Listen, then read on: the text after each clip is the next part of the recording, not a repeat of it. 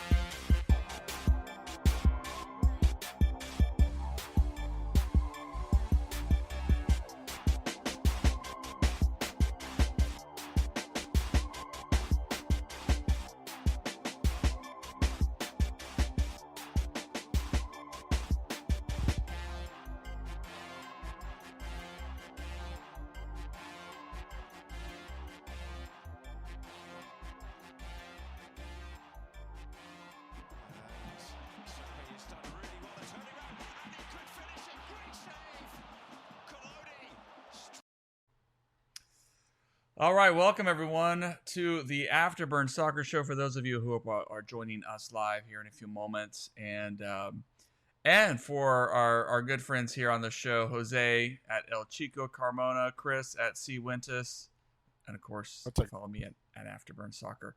Of course, I'm wearing my FC Dallas Open Cup shirt, but then I'm also wearing my latest Orange County Soccer Club part owner.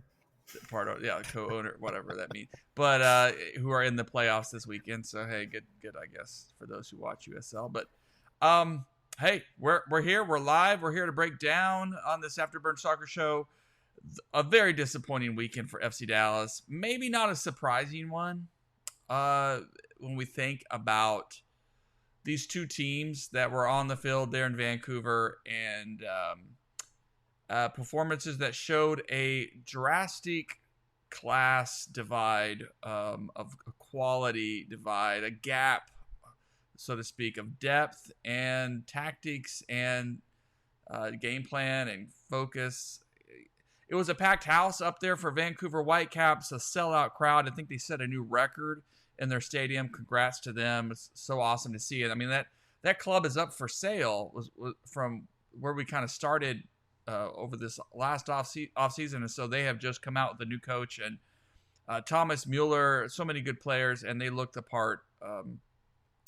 So after FC Dallas got the result, when Vancouver had one of their defenders sent off with the red card in the last match of the season, FC Dallas got a huge result, really, and even in that result, the FC Dallas was holding on for dear life. We had hoped that Dallas would go up to Vancouver and sort of pick up and be feisty and fight and claw and make life difficult for Vancouver, but it was pretty much a one-way route. And in some ways you could say Dallas is lucky to have just a 3-0 loss instead of, it could have been a lot worse if not for some heroics. But let's just start with reactions to this match as FC Dallas lose to Vancouver 3-0. Jose, we'll start with you. What do you want to say about this brutal loss in the opening playoff match? Just a complete take kids out to the woodshed, show them what's what. That's basically what happened. I mean, Vancouver played like the number one seed, and FC Dallas played like a squad that just snuck into the playoffs. Yes, the class divide was there for everyone to see.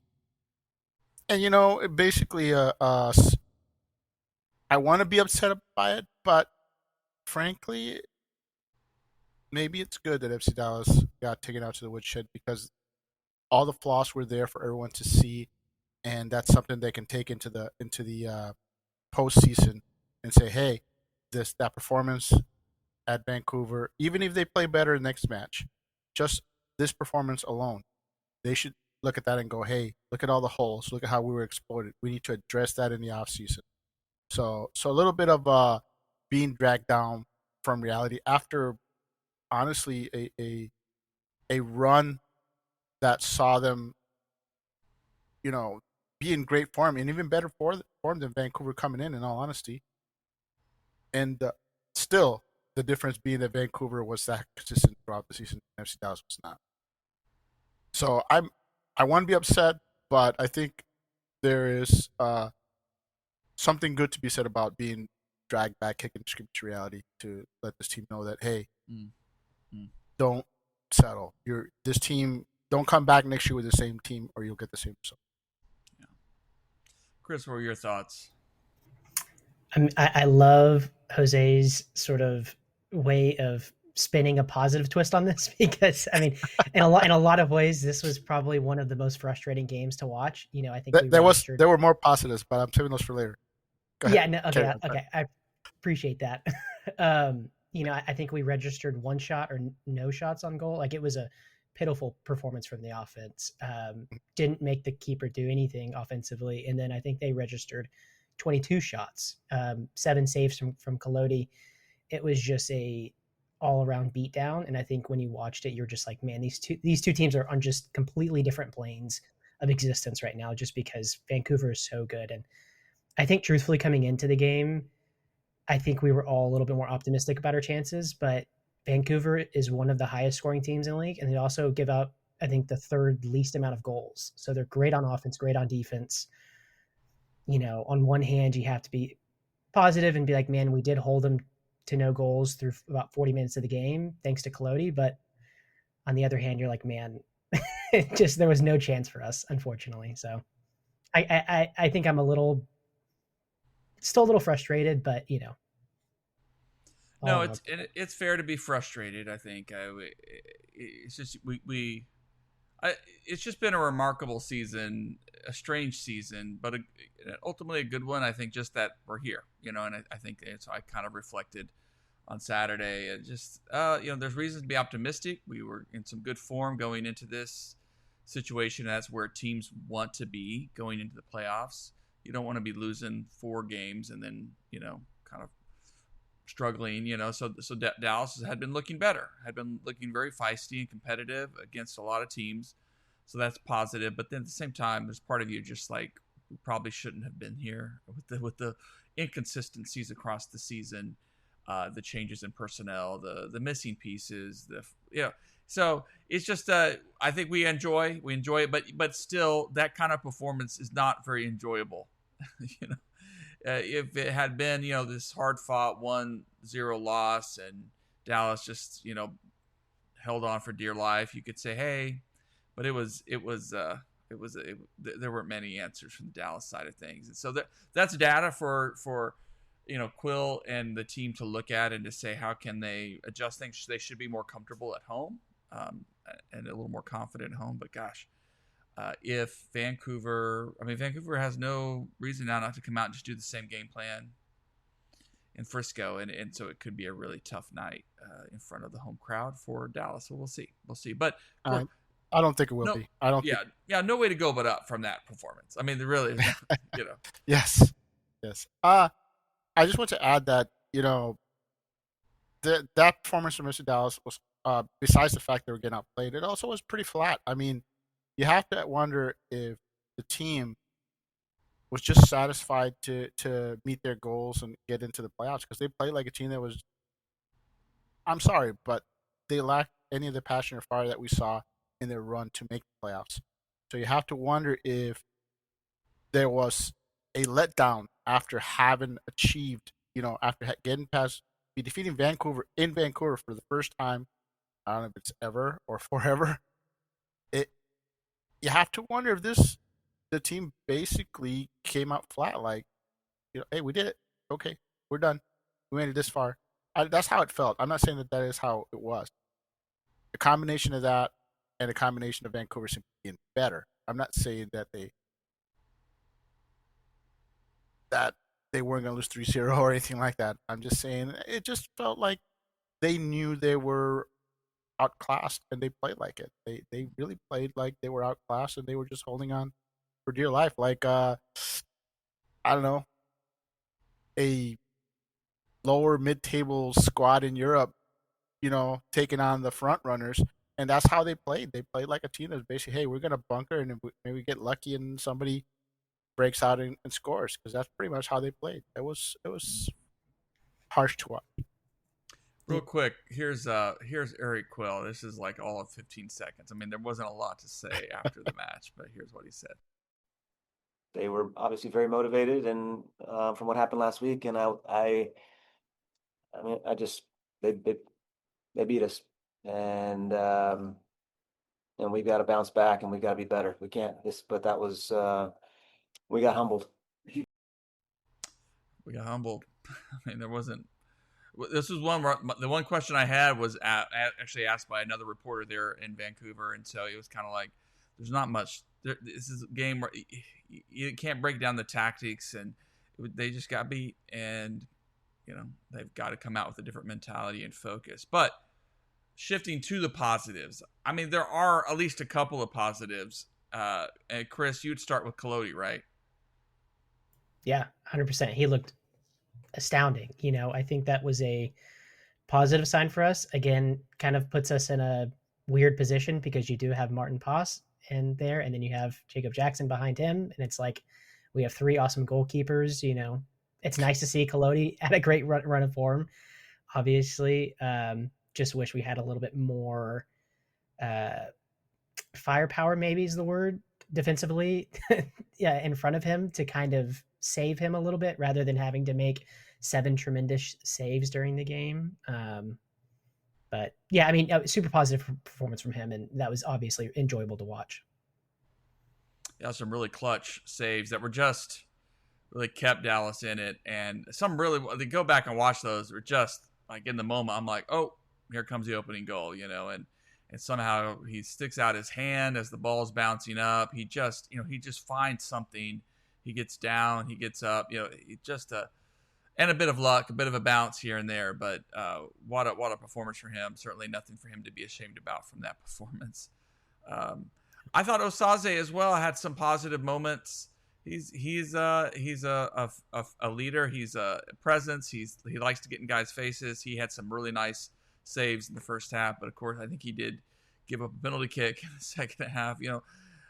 So uneven, but it's not like the team around him were really giving him. He was doing a lot of emergency defending, but another sign that, hey, we like him.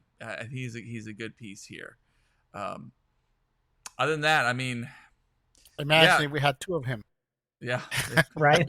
Do you have a brother somewhere? But you mentioned Solly and Asali, which is just a sign. Like, Vancouver was turning to some quality players off the bench, and we were turning to Inasali, who's not exactly, was away on loan for half the year, hasn't had a ton of minutes.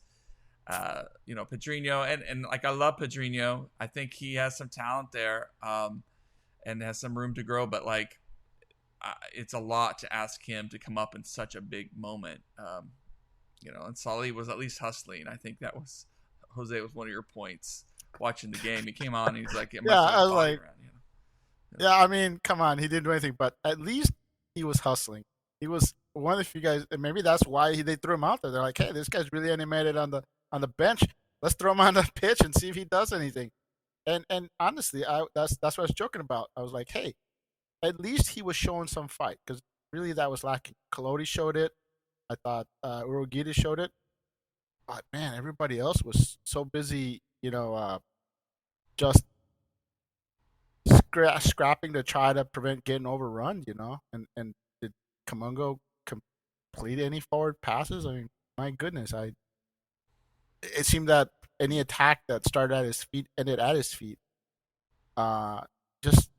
Just outclassed in a lot of positions. And yeah, I mean, we can say a lot of bad things about Salih, but the question we should be asking is, why was he in there? Why wasn't some other players, certainly other recent signee that Salih got ahead of, and he got in ahead of Paxton Pomykal. I mean, that's the biggest shocker right there. I would have thought they would have brought Paxton in. Paxton can give you everything that Salih can give you, and then some. But you didn't bring him in, Paxton in. So I'm just saying that's what's confusing to me. You had other options. very curious that you brought him.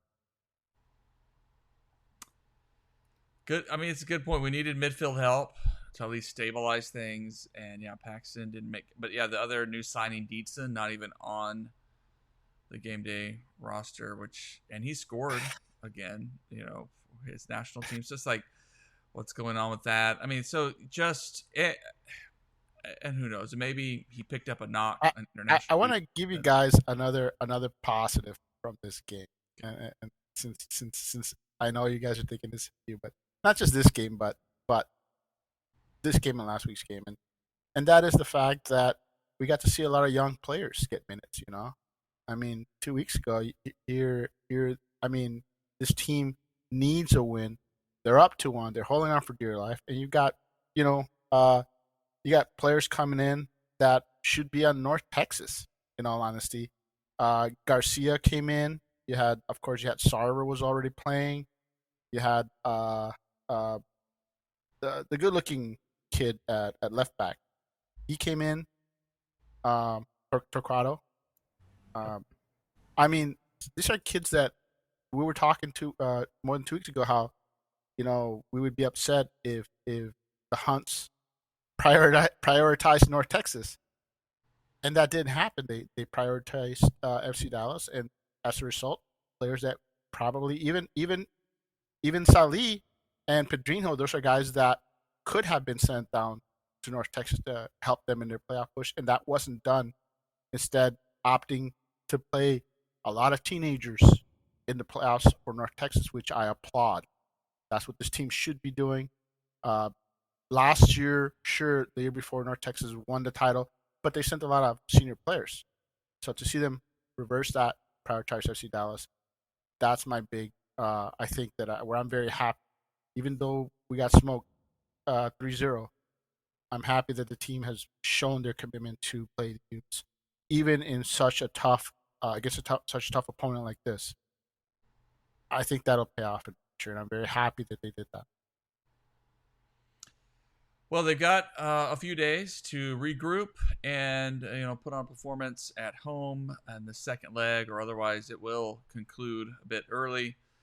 It's going to be a tough one, but hey, I'll be in front of the fans. The team has nowhere to go but up from this brutal result, and we'll see what unfolds. We'll come back to predictions at the end, but let's go ahead, since Jose and Chris, you weren't able to jump on last week. It was just Colin and myself. One of the things that North Third Degree talked about North Texas, that were my words, shared a post this week on social media that they've had some sources just mention that as North Texas is doing its postseason roster changes, that they have let go of a lot of players, a lot of guys that we saw this year, some more than others. And after that North Texas disappointing loss to the Town last weekend in their playoff appearance this year, which was again good that they made the playoffs, but not a good performance from them. Not what we had hoped for to see, but they were missing Sam Sarver, and that hurt. And so, gosh, according to rumors, all the second team guys that had options that were declined.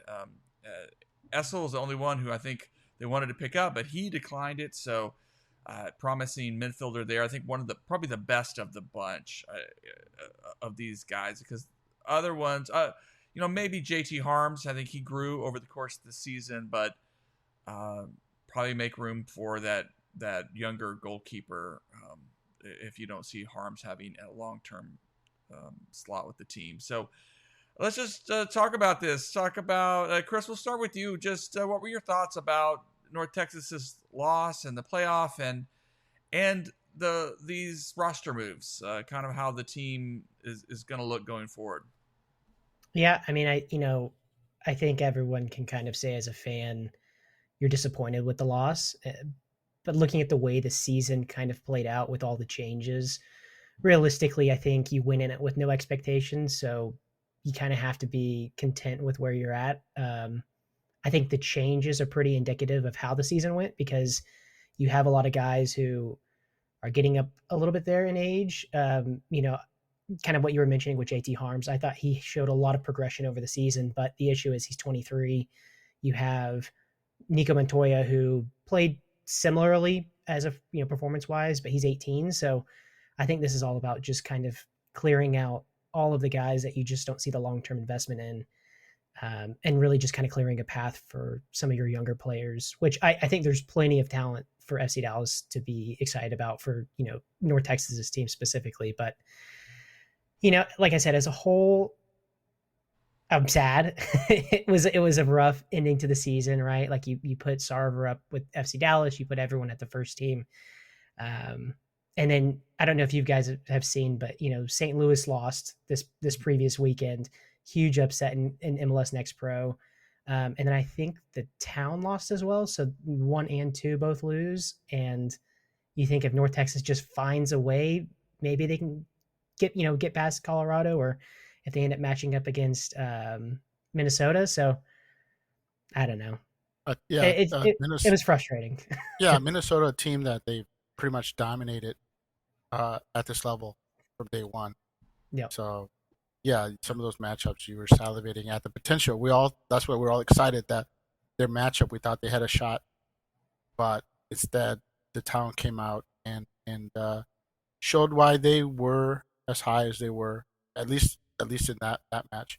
And like I said, North Texas played a lot of young players, a lot of teenagers, stuff that they were criticized for not doing the year before in the playoffs.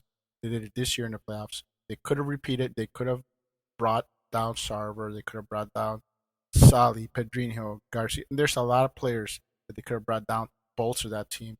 And so I applaud the team for not doing that and sticking to their guns. These young players will remember this next year, and they'll be better for it.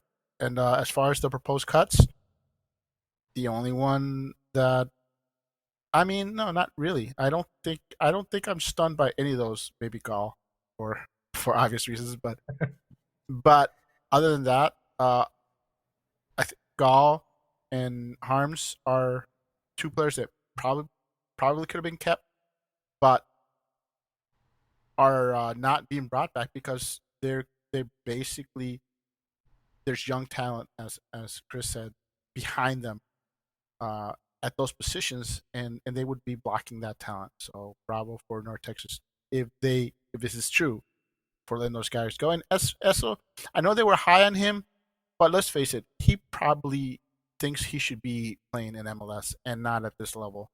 This is a guy who has experience playing at the top flight over in Scotland.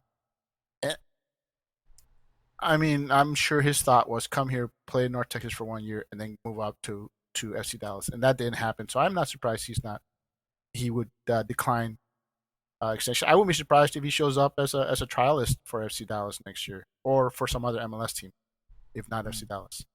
So yeah, I'm not stunned by any of those cuts, and I'm happy they're done. And probably the most disappointing, of the guys were some of the strikers and that were brought in to help, to be that other option instead of Sam Sarver. I mean, I know the team was high on FC Dallas was high on Sam Sarver when they drafted him. They thought they knew they were getting a player that could contribute, and boy, did he contribute a lot. And it was a great story. But yeah, you some of those other guys, you needed some balance. You needed some other folk, and they just couldn't get injuries, and then they just didn't get going. And so I think that's probably the biggest thing that they need to look at. They need to look at Sam Seda. Did I say it right? Yeah. And just some other guys that say, are these guys ready to step up? And then the positive thing is, you think about, and it may be what we need to wrap our heads around, is that North Texas is going to be cyclical. Like, it's going to be, you're going to have a year where you're like, we're going to compete for hardware a lot this year. And then some guys are going to move on to the first team. Some guys are going to go elsewhere. And then you start to reload, and it's going to take another year or two to get those guys, those young players, this experience and the poise so they can come in and really compete. And so next year, I'm excited to see. I mean, they're going to have a new stadium, but they're going to have these kids who, maybe struggled some or uneven this year, but they're going to grow, they're going to mature a little bit, and they're going to come out with more experience and a little more confidence and have an opportunity to do something. As well as finding the next Sam Sarver in the draft or this next potential intriguing diamond in the rough out there. So interesting. It's there's plenty of reason to stay positive, and I think this strategy is the right one, especially when you bring in a mix of guys and some just don't work out. It happens. One interesting note, I was just kind of looking through the roster and just kind of comparing the age of guys that were being cut, and almost every single one is at least 20. So this is clearly an age-related move. They want to get rid of any guys that they just don't think long-term are going to develop into first-team players, and then they're going to develop everyone else that, it's like 60, like you said, Sam said at 16 years old. You just have like a number of guys who are all 16, 17, 18 that, a little bit higher on, I think. So, Yeah, but I think some of those guys were also, even if that wasn't the case, if age wasn't the case, their performance was underwhelming for some of these players, especially our backline.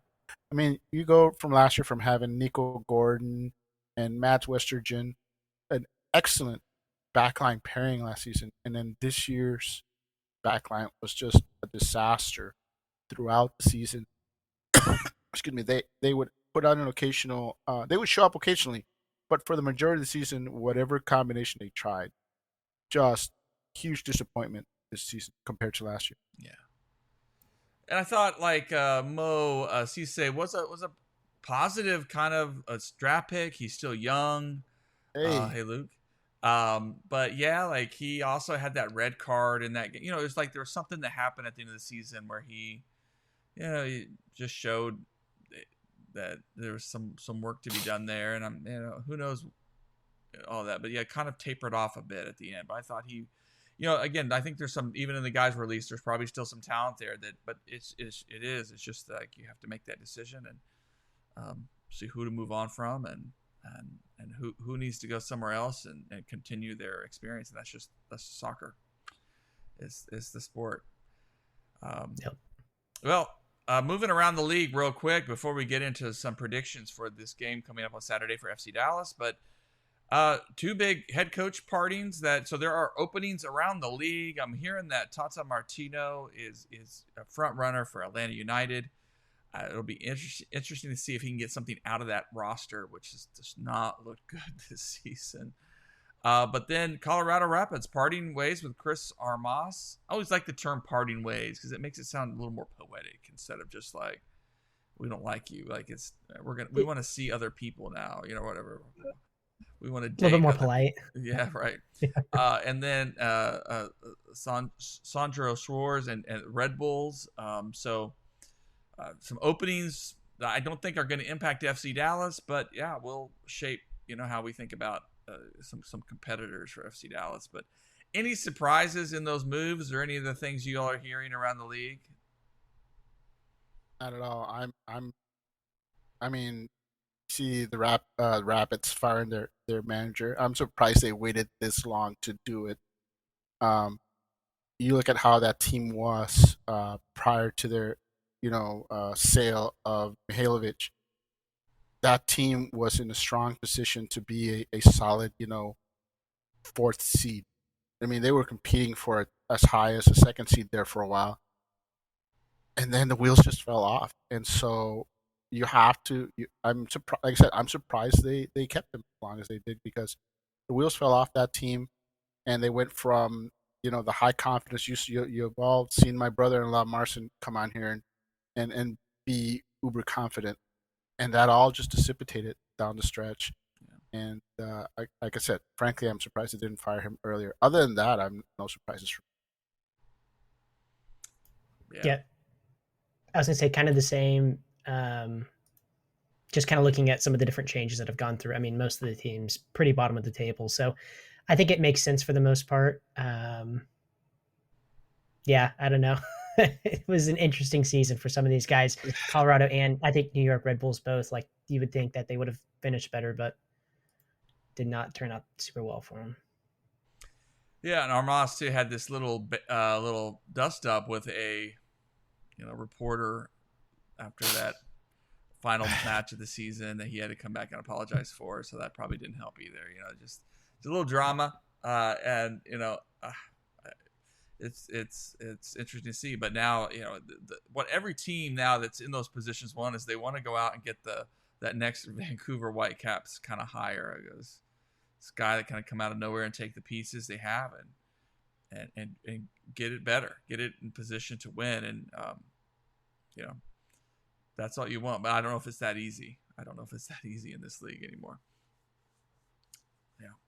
All right, well, let's close out the show. Let's do some predictions for Saturday as Vancouver will travel it down to Frisco. It should be a good crowd, home crowd. It's playoff soccer. It's just the joy to go, and I'm seeing some great statements out there from supporter groups and stuff saying, "Hey, this is our chance to really celebrate our team and be there for our team." I think it's going to be a tough one. I think it's going to go down to PKs, and because I just think Vancouver has a formula. Even when they were down to 10 men in that final regular season match, they possessed the ball a lot. They made life difficult for FC Dallas, so it's going to be a tough one. But I'm going to go a 2-2 draw, and I think as much as I love Collodi and he's going to do great, I think Dallas are going to go down on PKs. So that's where I am right now. I might change my mind come later this week as my optimism, rebuilds, so to speak. Jose, what do you think? I'm going to go 2-1 FC Dallas. And before you all roll your eyes at me, I just want to point out that FC Dallas was very unfortunate to have defeated Vancouver in Vancouver to get into playoffs and then have to face them in playoffs, because it eliminated the possibility that they could sneak up on them. There was no complacency. Vancouver was fired up from having lost that match. And had they played anybody else, it probably would have been a better game simply because those teams wouldn't have been as fired up as Vancouver was in front of a record crowd and steaming from having lost 2-1 their previous game at home to FC Dallas. That's not going to be the case here now. Vancouver comes in up 3-0. They made it look easy. They're going to come in, and we're going to see a little complacency sit in, and you'll see an FC Dallas squad that will be fired up. And I think I'm not saying it's going to be pretty, but I think it's going to be 2-1. I think you'll see a lot of what you saw with this past week with some emergency defending necessary to keep the game close. But the difference will be that you'll see a lot more fight in the attack this match around, and that will be the difference. It'll be 2-1 FC Dallas before we go, get our butts kicked in game 3. Yeah, we'll come to Luke's comment there. Chris, what were your thoughts? Jose, I'm not going to disagree with you. I'm kind of feeling the same optimism in this game. Vancouver hasn't been as good on the road as they have been at home. I think FC Dallas, after their performance in Vancouver, is going to come out. I think they're going to be extremely fired up. I do think we see a whole different team than we did last week. I think it's a 1-0 win. I think somehow or another, I think Musa ends up scoring very early on in the game. And then I think we just completely do everything we can to just park the bus and just not allow anything. I don't think that's the right move to do, but I think it'll end up being just a way where it's a combination of, having outstanding goalkeeping performance from whoever ends up starting and then, finding a way to get a goal. So 1-0 win. I'm on the optimism train, Jose. Oh, I love it. And our buddy Luke here is just looking at ticket availability and notice there's a lot of available seats across the sections. Hopefully those go up. Those get snatched up as the week goes on. Hopefully it will sell out. Fans, you need to get out there if you can and be a part of this, because it's a treat and it's just an experience and a chance for the unexpected to happen in this league. Now, here's the other question, follow up from this.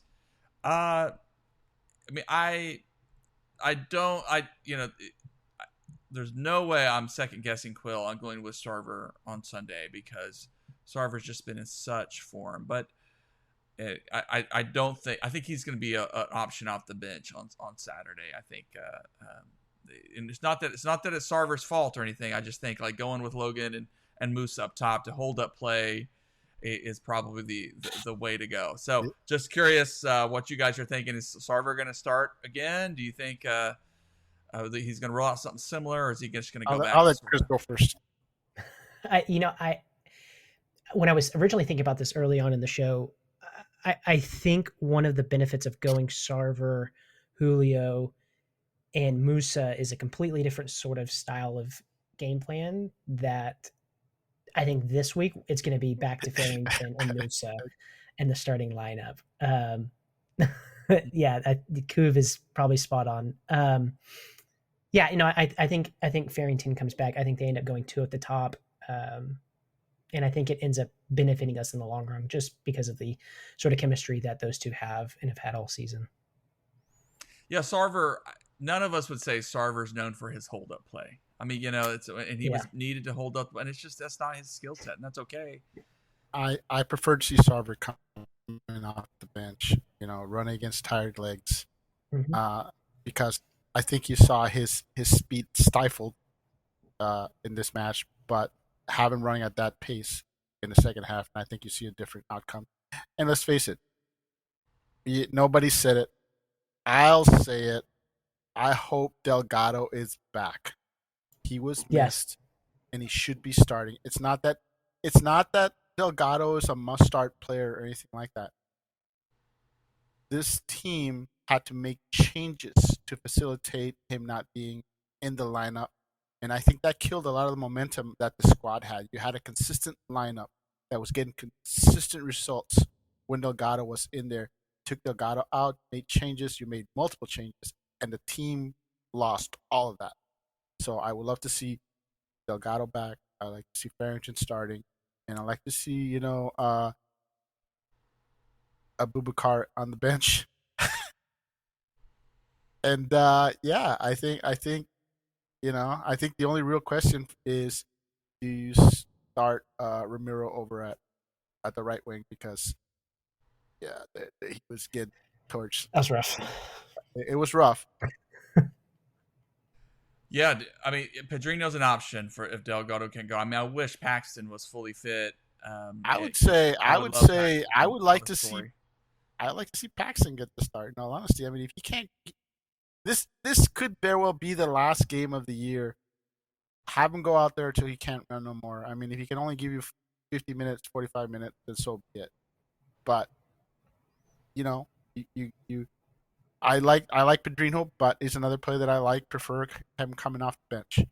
Yeah. So I would rather see if Delgado's not available, I want to see Paxton. Hell, I'd rather see Leggett, one of those two guys. This midfield, Vancouver's midfield is so good that you can't just have 2 midfield shots. You got to have 3, and they better have that veteran grip, that veteran grit out there. So if Delgado's not available, I would prefer to put a veteran out there like Leggett or Paxton. Yeah. Well, good stuff, and appreciate all the comments, everybody. Of course, Colin, I mean, it's funny how Colin, we're going to win. It's right. I agree with it. But there's some pessimism at the same time. That's good old Colin there. That's the way. I agree. I can't deny that. I think he's spot on. Well, appreciate it, guys. Appreciate Jose and Chris. Of course, you can follow afterburn.soccer. We'll have some more coverage this week, hopefully, and probably some media availability ahead of the matchup on Saturday with Eric Quill. And, of course, follow us on X, on Blue Sky, and we'll post the audio later tomorrow. But appreciate your time. Hey, another playoff match to come. We got some joy and some possibility. There's always a chance. And credit to Vancouver, but we haven't seen the last FC Dallas here. All right. Good night, everybody. All right. Good night. All right. Looks like I had to keep muting myself there because